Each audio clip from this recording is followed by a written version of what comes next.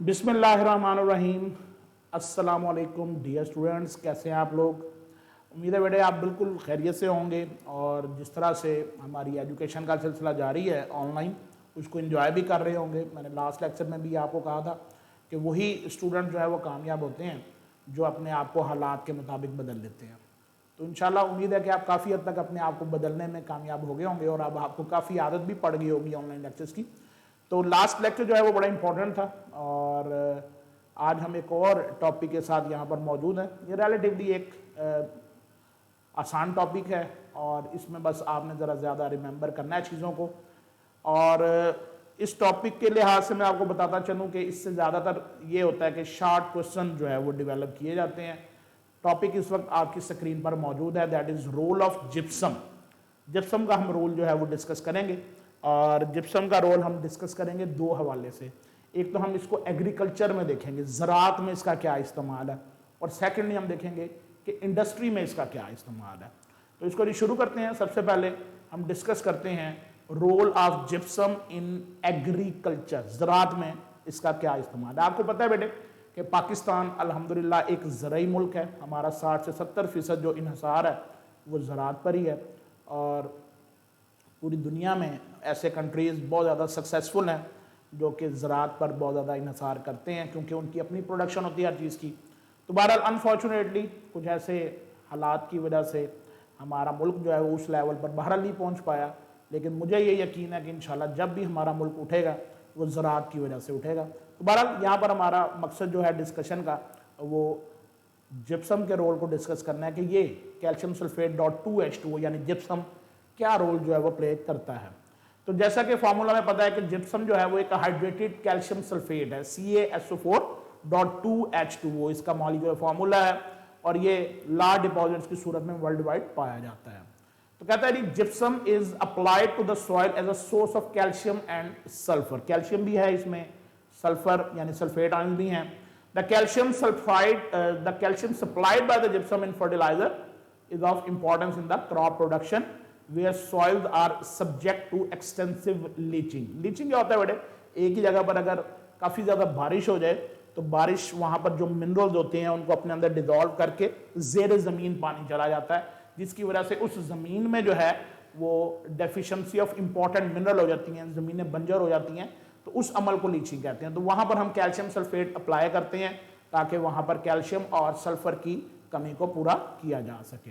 उसमें फिर वो सल्फर का यूज बता रहा है कि सल्फर जो है वो बड़े अरसे से जो है वो प्लांट का इंपॉर्टेंट कॉन्स्टिट्यूएंट जो है वो समझा जाता है और कहता है बड़े अरसे से जो है वो सदियों से लोग जो है वो सल्फर को पौधों में डालते आए हैं ताकि पौधों पर उसका इंक्रीज्ड इफेक्ट हो, बेनिफिशियल इफेक्ट हो और उसके बाद प्लांट जो है वो ग्रो करता है।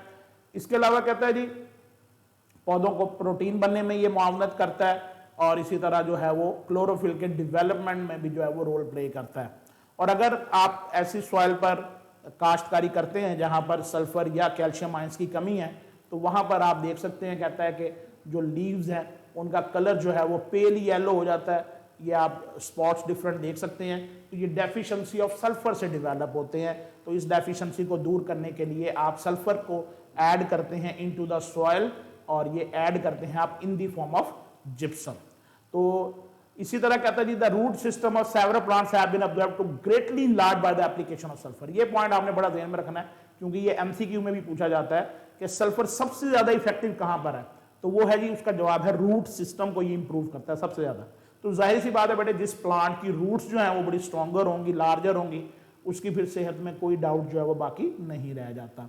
और इस तरह से फिर कहता है कि जहां कहीं पर भी हमने ये देखा है कि सल्फर या जिप्सम को अप्लाई किया गया वहां पर इसके बेनिफिशियल इफेक्ट्स ही हमें हासिल हुए हैं। तो ये हमारे पास एक ओवरऑल जिप्सम का रोल है इनटू द एग्रीकल्चर। अब इसके बेटे नेक्स्ट रोल की तरफ आते हैं which is the role of gypsum in industries. Industries के लिहाज से भी जिप्सम बड़ा इंपॉर्टेंट है, उसके हम यूजेस की तरफ चलते हैं। लेकिन सबसे पहले एक टर्म हमने इंट्रोड्यूस करनी है और वो है dead burned gypsum.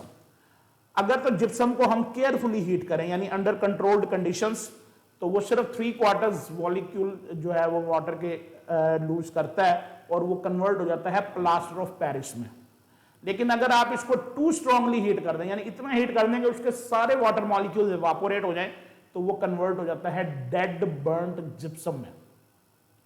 Dead bed gypsum जो है वो कोई खास काम नहीं आता, और डेड बेड जिप्सम जो है वो स्लोली वाटर को एब्जॉर्ब करता है। तो ये एक छोटा सा शार्ट क्वेश्चन यहाँ पर डेवलप वो कर सकता है कि how dead bed gypsum is obtained. तो हम ये कहेंगे when gypsum is heated strongly it loses all the water molecules of crystallization and dead burnt gypsum is produced।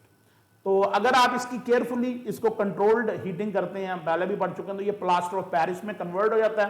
Plaster of Paris को हम फिर क्या करते हैं, पानी में मिक्स करते हैं, उसके वेट से हाफ वाटर में उसको मिक्स करते हैं, और इससे एक प्लास्टिक टाइप विस्कस मैश बनता है जो कि आहिस्ता आहिस्ता से हार्ड मैश में कन्वर्ट होता है।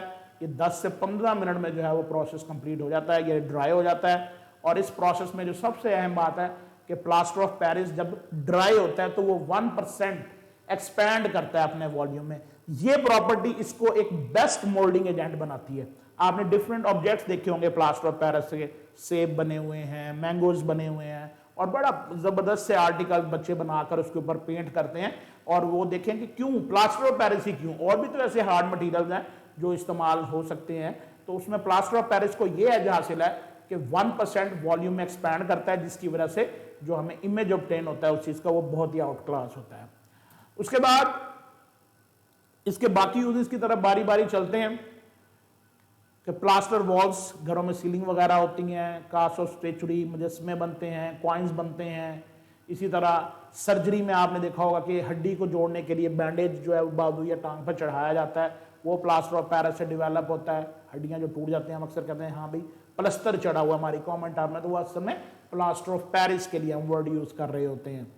तो ये इसके डिफरेंट यूज हैं जो हमारी सोसाइटी में इसके चल रहे हैं, खास तौर पर आजकल सीलिंग का और इस तरह से दूसरे काम जो है वो मुजस्मे वगैरह बनाने के। आपने अक्सर बड़ी बड़ी ब्रांडेड शॉप्स में जाते हैं तो वहाँ पे स्टेचूज के ऊपर जो है उन्होंने डिफरेंट ड्रेस जो है वो शो किए हुए होते हैं, तो वो सारे के सारे प्लास्टर ऑफ पेरिस से बनते हैं। फिर प्लास्टर ऑफ पेरिस में जो एक सबसे बड़ा मसला है कि ये जल्दी सूख जाता है, आर्टिस्ट को समटाइम टाइम नहीं मिलता इसको ड्राई होने से पहले पहले कोई प्रॉपर शेप देने का। तो फिर उसके लिए हम इसको मॉडिफाइड करते हैं, और इसमें मॉडिफाइड फॉर्म जो है उसमें पहले पहली जो है वो कहलाती है सीमेंट प्लास्टर। तो it is a plaster of Paris to which usually glue or other oils. हम पानी की बजाय हम या तो ग्लू मिला देते हैं या ऑयल्स मिला देते हैं, जिससे इसका जो सेटिंग टाइम जो है वो इंप्रूव हो जाता है। तो इसे हम नाम देते हैं सीमेंट प्लास्टर का, कि plaster of Paris to which usually glue और other oils have been added to retards the prolong the time of setting. तो इससे टाइम ऑफ सेटिंग थोड़ा बढ़ जाता है, उससे जो आर्टिस्ट है वो अपनी शेप उसमें उसको डेवलप कर सकता है, और ये आहिस्ता आहिस्ता ड्राई होता है। इसे हम नाम देते हैं सीमेंट प्लास्टर का। इसके बाद दूसरी मॉडिफिकेशन हम समटाइम ये करते हैं कि हम प्लास्टर ऑफ पेरिस को हीट करते हैं with alum or borax. Heating at a high temperature is called calcination. तो कैल्सिनेशन से मुराद है कि हम प्लास्टर ऑफ पेरिस को हीट करते हैं, किसके साथ जी, एलम के साथ या बोरेक्स के साथ। तो इस तरह से जो प्लास्टर बनते हैं वो आहिस्ता आहिस्ता ड्राई होते हैं, लेकिन जब ये ड्राई हो जाते हैं तो हार्ड फिनिश देते हैं। इसे हम नाम देते हैं हार्ड फिनिश प्लास्टर्स का। हार्ड फिनिश प्लास्टर्स का जब हम देखते हैं मजीद, तो हार्ड फिनिश प्लास्टर्स को हम वुड पल्प के साथ, जिसे हम लकड़ी का बुरादा कहते हैं, उसके साथ भी मिक्स कर सकते हैं। उससे फिर ये हार्ड बोर्ड, जो आजकल दौर इसका है, लकड़ी इतनी ज़्यादा प्रोड्यूस नहीं हो रही, तो हार्ड बोर्ड्स वगैरह बनाकर हम अपनी कैबिनेट्स वगैरह, कपबर्ड्स वगैरह बना रहे हैं। तो लकड़ी की काफ़ी हमने जो है वो समझे बचत कर की हुई है ही नहीं, तो बचत ही कह सकते हैं उसको। तो बहरहाल ये हार्ड बोर्ड्स वगैरह जो हैं ये प्लास्टर ऑफ पेरिस से बनाए जाते हैं। इसी तरह जब हम सीमेंट प्रिपेयर कर लेते हैं तो फाइनल स्टेज पर हम थोड़ा सा उसमें 2 to 4% तक जिप्सम ऐड करते हैं। मकसद ये होता है कि हमारा जो सीमेंट है उसका पानी के बाद हार्ड होने का टाइम, जिसे हम सेटिंग टाइम ऑफ सीमेंट कहते हैं, वो थोड़ा सा इंक्रीज हो जाए, ताकि हमने उसका प्लस्तर करना है, उससे हम डिफरेंट कुछ शेप्स वगैरह बनानी है, तो जो आर्टिस्ट है उसको टाइम उसमें काफ़ी मिल जाए। तो ये भी प्लास्टर ऑफ पेरिस का एक यूज़ है। तो ये बेटे आज का हमारा जो है वो टॉपिक ऑफ डिस्कशन है। आपने एग्रीकल्चरल यूज़ भी जो है इसके डिस्कस करने हैं, आपने इंडस्ट्रियल भी इसके ज़रूर डिस्कस करने हैं। तो इंशाल्लाह ताला नेक्स्ट अब हमारे यूजेज जो है वो डिस्कस होंगे लाइन के। तो इंशाल्लाह नेक्स्ट लेक्चर जो है उसके साथ बहुत जल्द हाजिर होंगे। तब तक बेटे इजाज़त दें। अल्लाह हाफिज़।